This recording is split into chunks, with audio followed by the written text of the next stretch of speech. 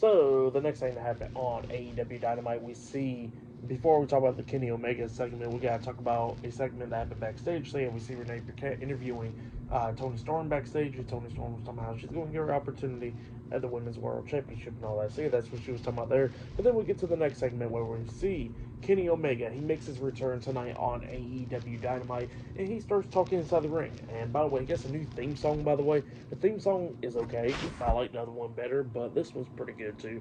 So yeah, Kenny Omega, he makes his entrance down there, and he starts talking in the ring, talking about how how he returned, how he had a return match down there in Japan over the weekend and all that stuff, and he was talking about how how he almost died and stuff a couple of months ago, 12 months ago. And he was talking about how he has diverticulitis and all that, and how he was in the hospital, in and out of the hospital like multiple times in like a month.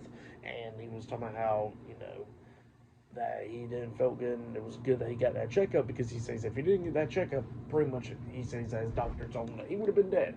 So yeah, that's what the doctors was telling Kenny Omega there, and yeah, when they told him that and all that stuff, Omega was pretty much telling himself like could he even wrestle again, like could he still go and do this and all that stuff.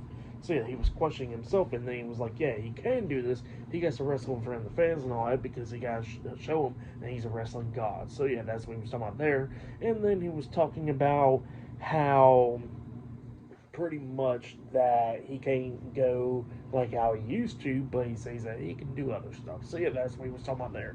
But then also he gets interrupted by Don Callis. Don Callis comes out there and he don't even get into the ring. He's like on the ramp and he says, "Look who's back from the dead." And then all of a sudden Kenny Omega gets out of the ring and starts attacking Don Callis, beating him down and all that, up until Lance Archer and Brian Cage comes down there, beating the hell out of Kenny Omega. They throw him into the ring, beating him down. Omega try to fight back, but it's 2-on-1. And then we see Kyle Fletcher coming down there, beating Omega down as well. Brian Cage punches Omega right in the stomach and stuff, laying him out. And then all of a sudden, Will Ospreay comes out there with the steel chair, hitting Lance Archer in the back with the steel chair because he done got out of the ring. He gets into the ring chasing Kyle Fletcher and Brian Cage off, so they all ran away. And then all of a sudden, Omega was getting back up, and then it looked like Will Ospreay was going to hit Omega with the steel chair until Omega turns around and they got face to face. So yeah, that's what happened there.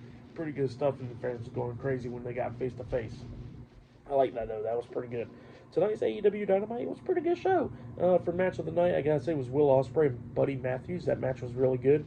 But yeah, for tonight's AEW Dynamite, I'll give it 8.5 stars. That's why I'll give it. It was a pretty good show.